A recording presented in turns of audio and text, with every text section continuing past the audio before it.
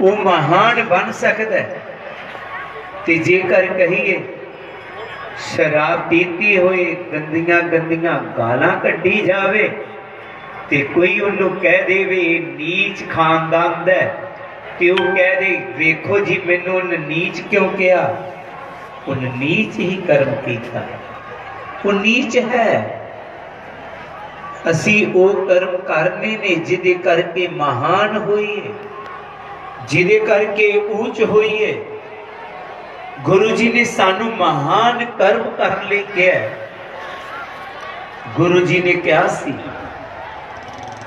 एक माटी के सब पांडे, सबका एको ही सिरजनहार। रविदास व्यापे एको घट भीतर, एक घड़ी कमियार। सबनों बनाने वाला एको ही मालिक है। असी सारी ओदी संतान हाँ। महान हो जाएगा जो महान कर्म करेगा।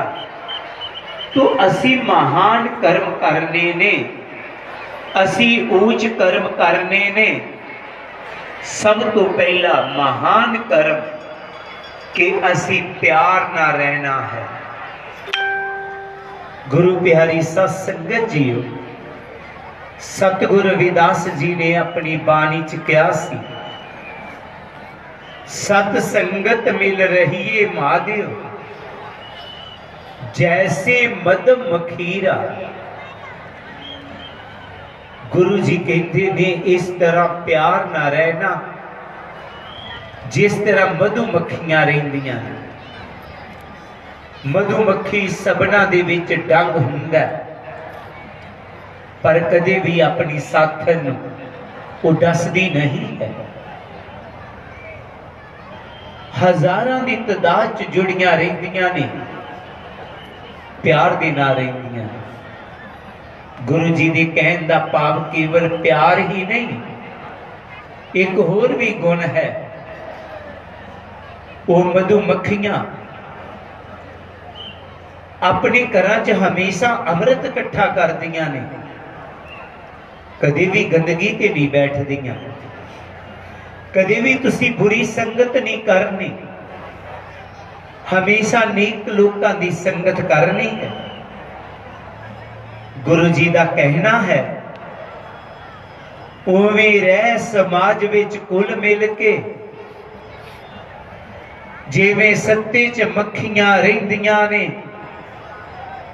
सारे सत्ते नूं एक परिवार समझन, उंज किसे नूं कुछ ना कहिंदियां ने, पर जेकर करे मखील ते कोई हल्ला, खबर दूर तक जाकर लेंदियां ने, खसबो नाल सजांदियां कर अपना, नहीं नह नाल आराम दे बेंदियां ने, एक चंगे सुचज्जे परिवार वांगू रल दुख ते सुख नूं सहंदियां ने।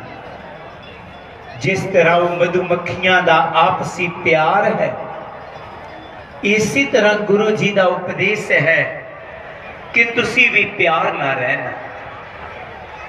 गुरु जी किसी एक जाति, किसी एक धर्म, किसी एक देश लिए नहीं आए, सगों सतगुरु रविदास महाराज जी ने पूरी दुनिया का भला मंगे। इसी करके सतगुरु रविदास महाराज जी ने बहुत सारे लेखकों ने जगत गुरु रविदास लिखिया। क्यों? क्योंकि उन्होंने अपनी बाणी च कहा, ऐसा चाहूं राज में जहां मिले। गुरु जी कहते ने, मैं एक ऐसा राज चाहता हाँ जिथे सबना नूं रहन लई घर मिले, सबना नूं खाण लई भोजन होवे, कोई भी भुखा ना सौवे, कोई भी सर्दी च ठुर ठुर ना करे, सबना नूं पहनण लई कपड़ा मिले। गुरु जी ने यह नहीं कहा कि कला रविदासियां नूं कपड़ा पहनने लिए मिले जां उन्हां नूं रोटी खाण लई, सबन को अन्न, पूरे विश्व नूं अन्न मिले। इसे करके गुरु जी नूं जगत गुरु गुरु रविदास कहा जाता। सतगुरु रविदास जी ने एक होर बहुत बड़ा परिवर्तन लिया। इस्त्री जाति जिन्हों साडे पुरातन ग्रंथां दे विच इन्हों नरक दा द्वार कह दिता। इन्हां नूं प्रभु नाम जपण दा कोई अधिकार नहीं है। इस्त्री वेद नहीं पढ़ सकती, जनेऊ नहीं पा सकती, ये लिख दिता। पर जदों सतगुरु रविदास जी आए, उन्होंने सब तो पहला मीरा ते चाला नूं ही नाम दिता ते क्या इस्त्री नरक दा द्वार नहीं है, इस्त्री स्वर्ग दा द्वार है। किसी भी घर नूं स्वर्ग च बदल सकती है ते इस्त्री ही बदल सकती है।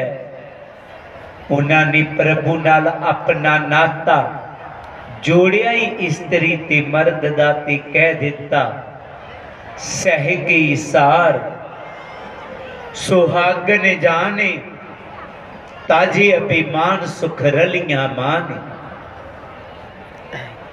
अज उस महान रहबर का जन्मदिन मनाउण दे लई, उस महान रहबर नूं असी अपने अपने सरदा सुमन भेंट करन दे लई, उन्हां दे चरनां च नतमस्तक होण दे लई शोभा यात्रा दे विच शामिल होए। मैनूं बहुत चंगा लगदा है। पिछले दिनी जदों प्रभात फेरियां आश्रम दे विच बुलाईयां गईयां,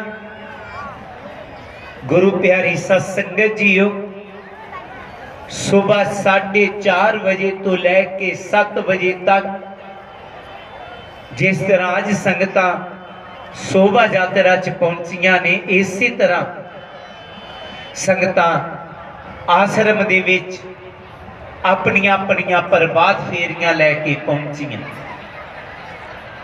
जगह जगह ते शोभा यात्रा होणगियां।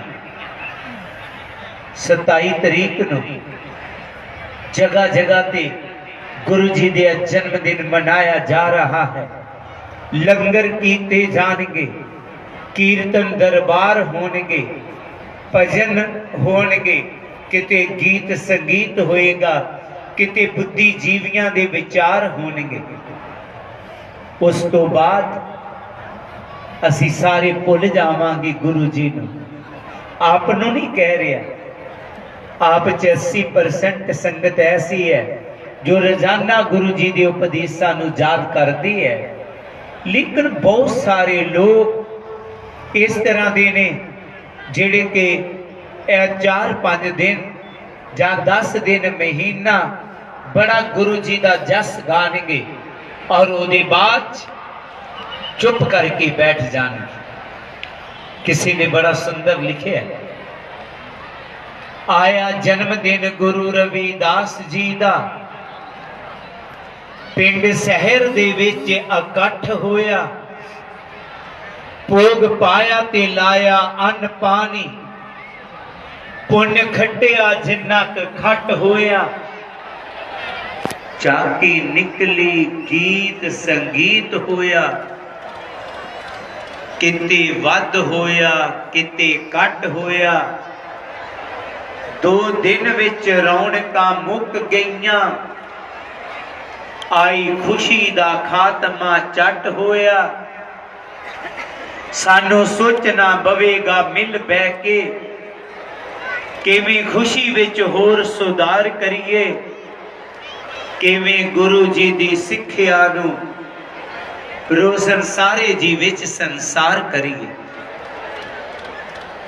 असी ये सोचना होवेगा कि गुरु जी दी बाणी नूं उन्हां दे उपदेशां नूं कर कर किस तरह पहुंचाया जाए।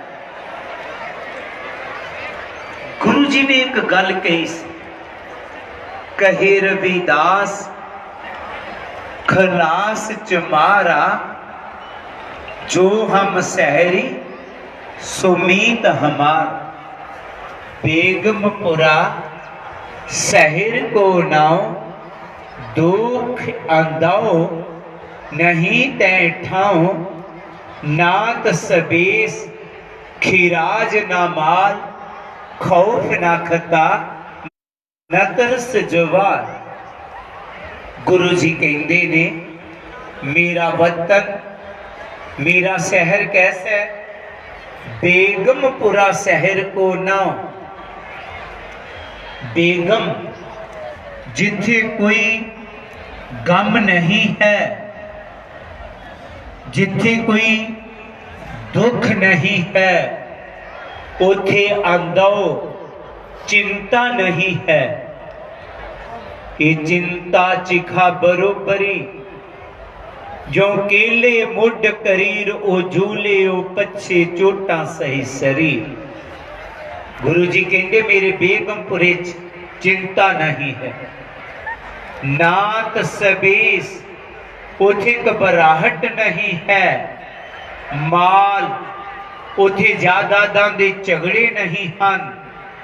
खौफ उथे कोई डर नहीं है। खता उथे कोई पाप नहीं हुंदा।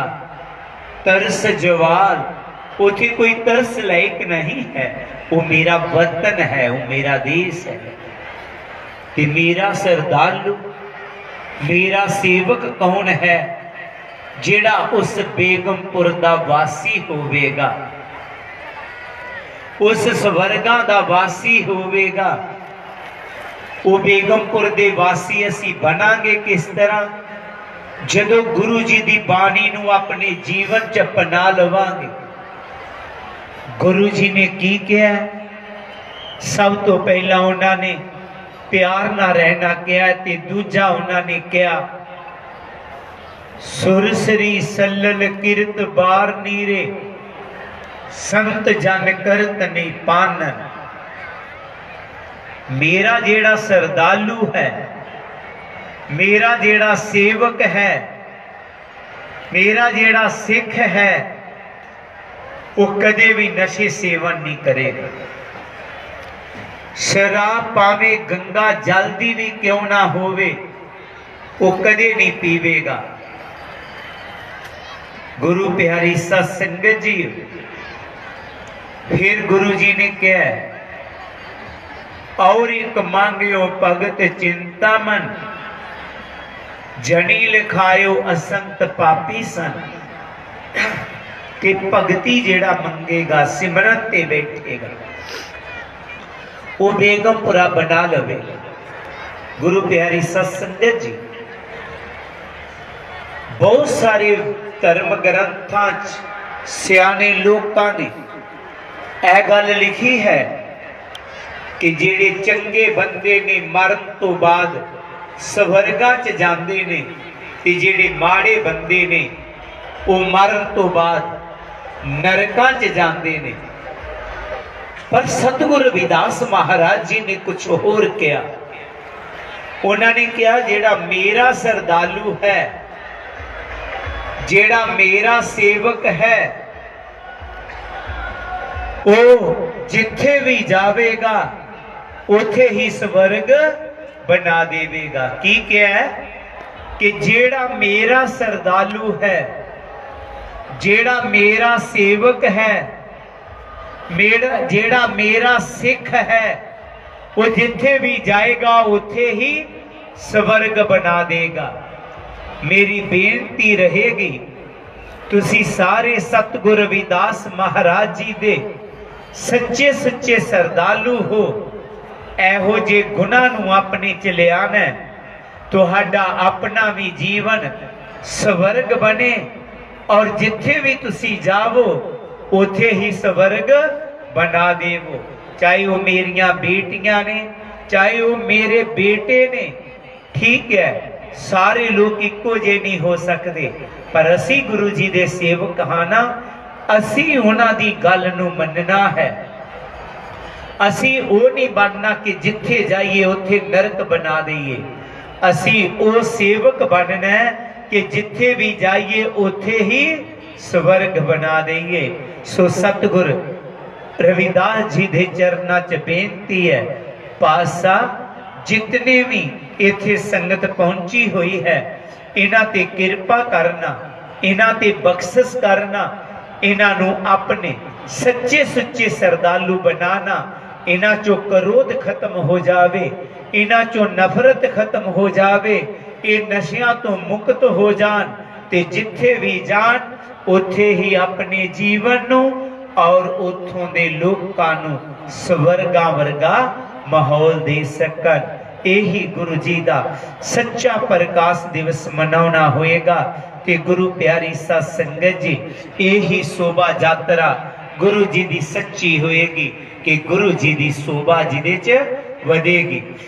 आखिर दे विच दास फिर सारियां संगतां नूं अज दे सतगुरु रविदास महाराज जी का जन्मदिन मनाउण दी खुशी च और उन्हां दी शोभा यात्रा की खुशी च आप सारियां संगतां नूं बहुत बहुत बधाई दिंदा है ते धन्नवादी है। तरसेम लाल जी, पंजाब जी, पप्पू जी, उन्हां दी पूरी टीम जो शोभा यात्रा स्वागत कमेटी है, वो पूरी टीम दा जिहड़े हर साल ही इस शोभा यात्रा दे स्वागत नूं बहुत वधिया ढंग दे नाल करदे ने। मैनूं कई वारी हुंदा है कि पहला कुंभ 12 सालां बाद आया करदा सी, पर पठानकोट दे विच हर साल हुण कुंभ लग जांदा है।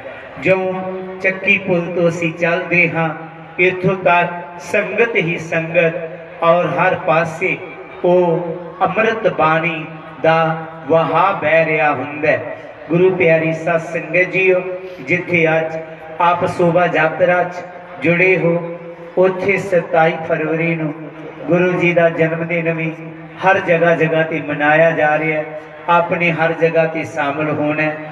पठानकोट स्वामी जगतगिरी आश्रम विच भी 27 फरवरी नूं गुरु जी का जन्मदिन बड़े धूमधाम दे नाल मनाया जा रहा है।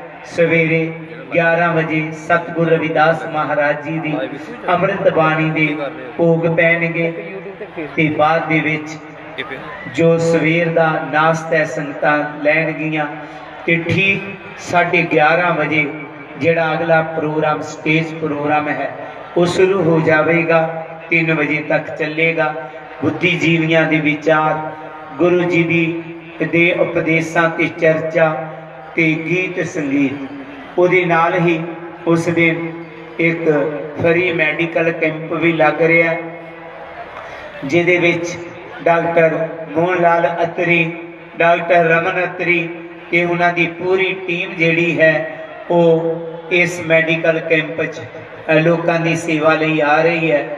उहदे नाल ही उस दिन जो युवा संगठन वालों खूनदान कैंप लगाया जाता है, वो भी लगाया जा रहा है। जिहड़े भी नौजवान खूनदान देना चाहन वो ठीक 10 बजे डेरे दे विच पहुंच जान। एक बहुत बड़ा दान है, तुहाडा एक एक खून का कतरा किसी की जान नूं बचा सकता है। तो बेनती है, ऐ नहीं सोचना कि खून मैं कढ़ा दांगा, नहीं, कुदरत ने ऐसा सिस्टम बनाया है, अज खून कढ़ाओगे उतना थोड़े दिनों फिर हो जाता है। इतों तक कि 3 महीनों बाद फिर दोबारा असी खून दे सकते हाँ। तो अखां का भी फ्री मैडिकल कैंप लग रहा है। सो संगतां नूं बेनती है, 27 तरीक गुरु घर ਚੱਕੀ पुल पठानकोट भी जरूर पर जरूर पहुंचना। फिर तो सारिया संगतां नूं अज दे शुभ टाइम की लख लख बधाई। जय गुरुदेव, जय गुरु रवि।